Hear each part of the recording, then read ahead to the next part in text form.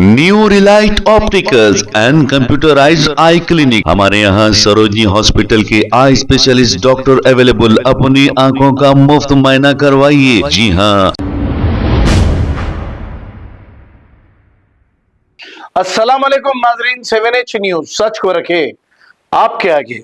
Mylardevpally police station हुदूद के इलाके में मैलारदेवपल्ली पुलिस की जानिब से मैलारदेवपल्ली पुलिस देर रात तक बाइक पर पेट्रोलिंग करते देखे गए। इस पेट्रोलिंग का मकसद ये है कि देर रात तक दुकानें और होटलें खुली ना रहें और नौजवान जल्द से जल्द अपने घरों को चले जाएं। शहर में मुसलसल कत्ल की वारदातों के बाद पुलिस ने अपनी कमर कसते हुए ये इकदाम किए हैं। अगर देर रात तक पुलिस ऐसे ही चेकिंग करते रहेगी तो शायद जराइम में भी कमी हो सकती है। आइए देखते हैं इसी की ये रिपोर्ट।